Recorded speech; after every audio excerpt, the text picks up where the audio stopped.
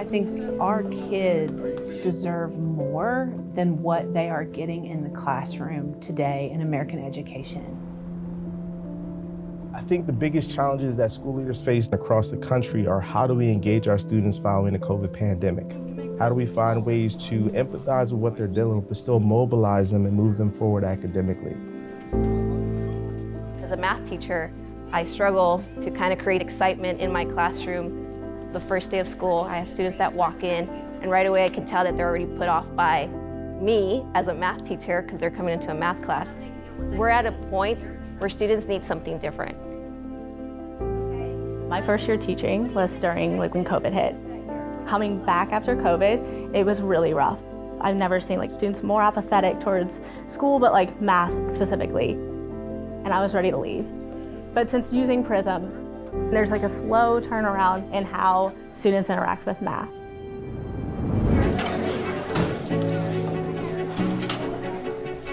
When we were called last year to look at the Prism system, I was so excited that we would be able to give our kids an experience outside of Shepherdsville, Kentucky. They can immerse themselves in this learning, see new places, new things, and see how math actually does, make a difference. Prisms has really changed my approach to education. What do you think a house needs? So a roof? Okay, a door. Water's good. I can point to Prisms in these modules and show specifically how math is used to tackle certain real world problems. So yurt is a type of housing that's commonly used over in Central Asia. So you guys are going to be seeing yurt a ton. You guys are going to be making yurts. So I just wanted to kind of clarify what they are. We keep our memory in our hippocampus, and that's gonna be something that their synapses is just gonna move faster than a student who may have learned it in a book. I don't have students anymore asking, why do we have to know this? When we did the scatter plots and lines of best fit module, students learned about the word residual. I never taught the word residual. I've never actually taught it before in my Algebra 1 classroom. And on their final unit test, about 75% of students used the word residual to explain why there was the best fit line. And I was in awe. They actually just learned it from being in the physical space.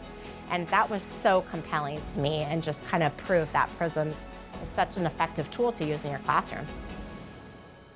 I had a couple students that I saw on the dashboard that they were struggling. I went over to the students, I said, hey, is there something that I can help you with? And both of them replied and said, no, I'm good. I think I got it, let me try again.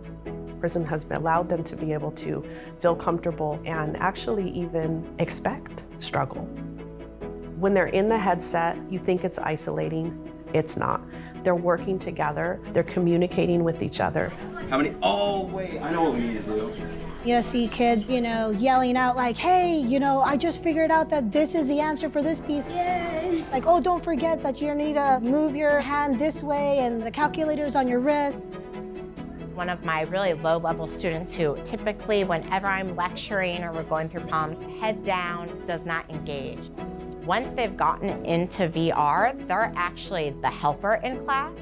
They have this newfound confidence where it's not necessarily about the math itself, but this bigger problem that they're able to engage with. When I ask them to solve an equation or something more sophisticated, they're willing to take that risk with me, versus before they were completely closed down and I wasn't able to engage with them. Once they come out of the headset, the collaboration continues. That transition will look like a lot of small talk within groups and then a whole class discussion, really solidifying those points and making sure that we are making the connection between what they're doing in headset and the content we're doing in class. They experience a real world problem in the headset. When they come out, it's another problem similar to the one that you looked at in virtual reality. We do a lot of whiteboard space. I get them in small groups of 3. They work together through the problems. And what I found is that they're not afraid of word problems as much.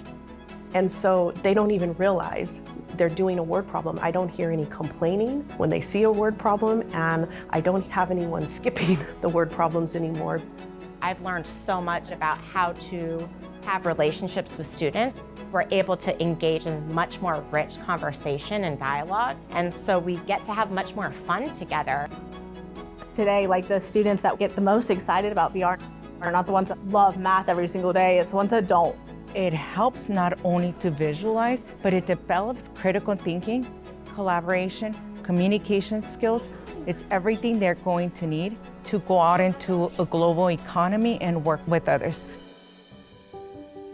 When I reflect on this year and last year, I see a huge difference in our kids, and Prisms is a big part of that. Prisms has opened their eyes to learning, and now they advocate for themselves. I've had kids come in my office and say, all I do is look stuff up on Google. I want to do things. I want to be a part of something bigger than just sitting around Googling. When I have kids who come from poverty who would never have a VR headset, it sounds like such a pie in the sky thing. When I saw this, I was like, my kids deserve this. My kids deserve to have this experience. That kind of changes the culture too, because they know that they deserve it and they're worth that. The movements that they are making in the headsets are so important to the connection between what they're doing, as well as just it helps them retain the information. The modules line up so perfectly with all of our essential standards. As long as you know what content it is that you're teaching and where you are in your pacing guide, you can see how all these lessons integrate very nicely into all of our content standards. There's actually a couple students that were uncomfortable with the headsets. I think part of the uncomfortableness was because they didn't know what's going to happen if I get stuck. And I told them, I can see exactly where you're at. I can see how many times you've attempted to answer a question, and I can actually go and help you through that. I'm able to see exactly what all 33 students are doing at a certain time. I'm able to message them, answer questions without running back and forth. Ms. Ruby is very passionate about her students. And not just that students learn the math, but they have fun doing it and they're taking it to other places. This is something that's brought in throughout our entire school community because they see how engaging it can be, they can see how innovative it is, and we're looking to build on it even more as we move it into our sciences. Before and after Prisms, I love my job. Teaching is the best thing you can do. After using Prisms and introducing it to my classroom, I'm much more relaxed. I don't feel like I'm on this tight schedule where I'm like, we're doing the do now we're doing practice problems. Now you're doing an exit slip and still 50% of students don't understand and what am I gonna do the next day? Instead, I am just more satisfied at the end of the day and less tired. Relevant teaching allows teachers to improve their craft. So when is that relevant teaching? That why, we all have a why. When you have a why, you're more likely to really love what you do and work harder at it. I do see Prisms at the forefront of education. I think it's a huge tool for teachers to have to be able to create these students that are becoming change agents in the real world. And I care so deeply about math. I want to share that with my students. They're seeing math in a whole different way that they haven't seen at all. It fills me as an educator, a teacher first, because I know what that feels like when you said, I got this. This is a great thing for me to help my students. This is what I needed. And I see that in the district. I see that in the classrooms. And this is something that every person who is working in a district at a leadership level wants to see. They want to see our educators excited about teaching. And they're excited about teaching because the kids are excited about learning.